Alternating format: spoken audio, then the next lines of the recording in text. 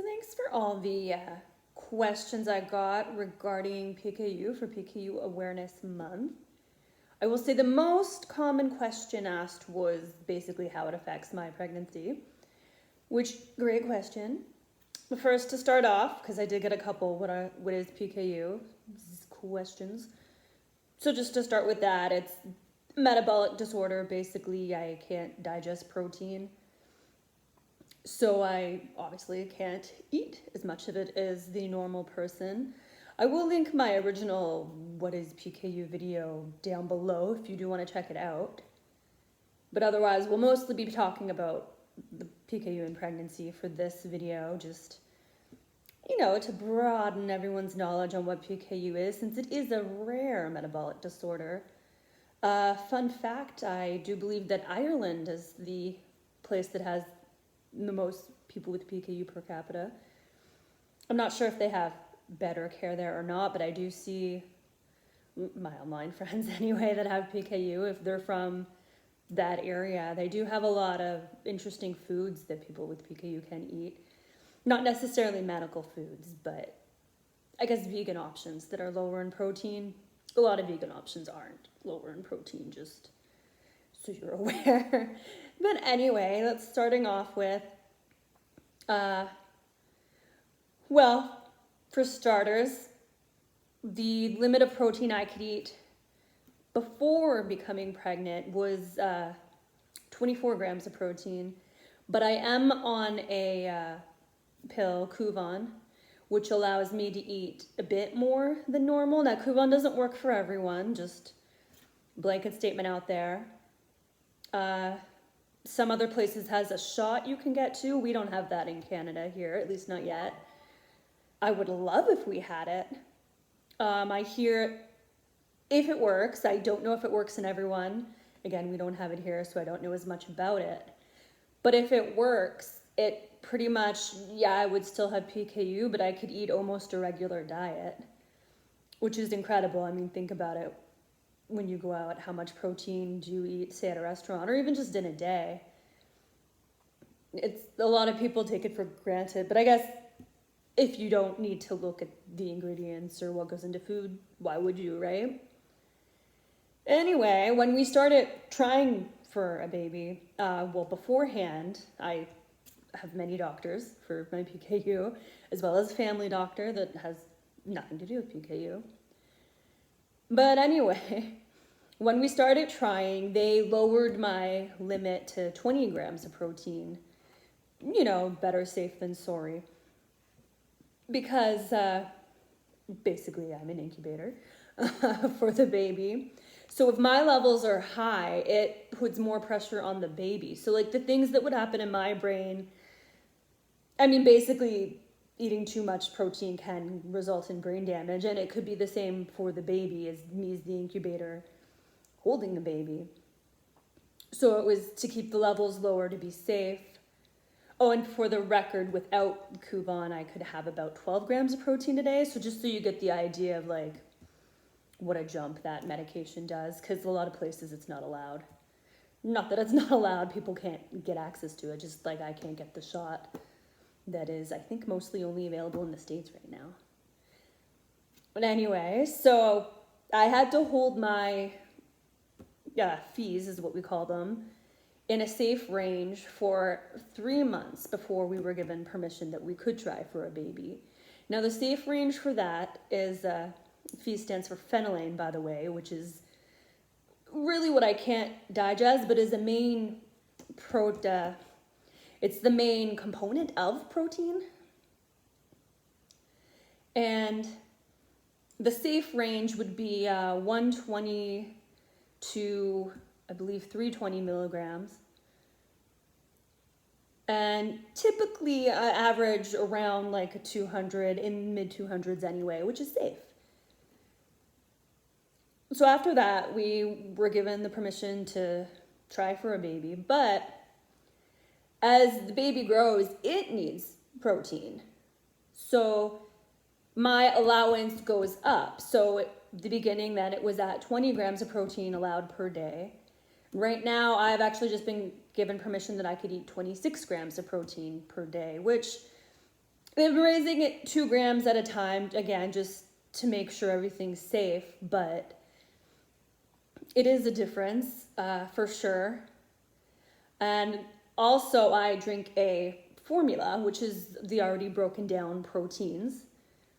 And most of my life, I believe it's been about 40 grams of this protein that I take per day. And that has been upped significantly, which has been very hard for me to take it all in one day. It's now 70 grams, so 70, which I have this is like a granola bar. This is a peanut butter chocolate flavor. There's also a fruit one.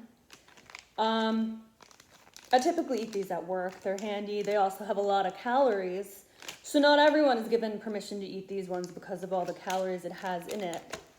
But also, there's so many different kinds of these that this is just what I'm prescribed. There are others, some I've never tried, some I switch between. So I have this, and this is a drink. This is vanilla. There's also red berry. I think there's a plain one too, but I don't like the plain things. It's funny because I don't have a sweet tooth, but these have so much sugar.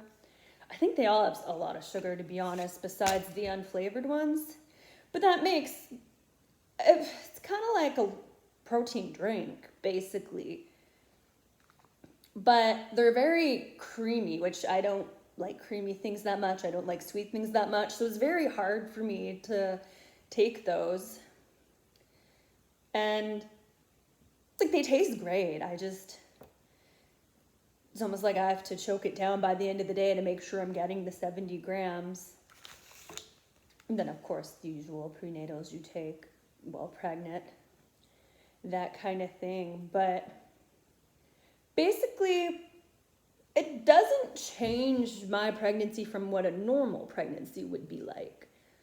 For example, my OB, I don't think she's dealt with PKU before, so she wanted to send me to a doctor in Toronto, another OB, that deals with high-risk pregnancies, just in case I needed it. So it's a long drive from here. I make the trip. We see him. I think we talked to him for 5 minutes. And basically he was just like, well, you're not high risk, go home. So, I mean, long trip just for that. Well, I also had my usual doctor's appointment, my PKU doctor's appointment there too, which was great. I could arrange it that way, but I mean, it's kind of annoying to make the trip just to be like, I mean, I know I'm not high risk. I haven't had any complications at all. I haven't even had morning sickness, like, honestly. Sorry to the people that do. I would hate it. I know I don't like being nauseous or throwing up or sick. A lot of people don't. But it's pretty well normal, just looking more at what you eat than you normally would. But I'm used to that anyway, right? Along the way, of course, you get scans and blood work done in pregnancy. Now, the funny thing was, before I had my OB, family doctor knows I have PKU, of course, but in those initial tests, I mean, he doesn't see me that often. I'm fairly healthy. So I had blood work done, and like, it was one of the first tests. So it's basically to see, you know, if you're pregnant, when you're due, that kind of stuff, like the blood work and the ultrasound. And then when we talked on the phone, the results to these tests, he had said, okay, we did the test to see if the baby has PKU, and it does. And no, that wasn't the test we did at all. There's no blood test for that, I mean, that I know of. We did the initial blood work to see if I was pregnant, and then until I got my OB, every time I talked to him, it was like, oh, we discovered the baby has PKU. No, you didn't. I haven't had any tests for that. So that's frustrating, but I guess that just chalks it up to an overworked family doctor, Medcare system, what have you. But for the most part, it's pretty average pregnancy besides taking these. I also have another one coming. It's a pudding instead of a bar and a drink, because honestly I prefer that. I was giving a sample, and It tastes great, but where I get my medical foods, it's the Sick Kids Hospital in Toronto specialty food shop. They have had issues with their website, so you basically have to email them, and ever since then, everything has been so slow to be delivered, so I asked for this new formula.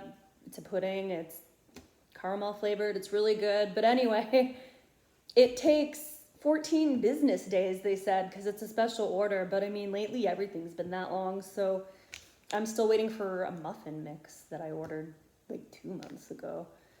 So we'll see if I get it before the baby, I guess, but of course there's the question of whether the baby will have PKU since I do. Now, of course, that goes into genetics, and again, I'm not a doctor. Never have been, never will be, but there's no history of it on JR's side of his family at all. Obviously, there's carriers on my side because I have it. I don't know about the rest of my family history, though, if there's other people with it.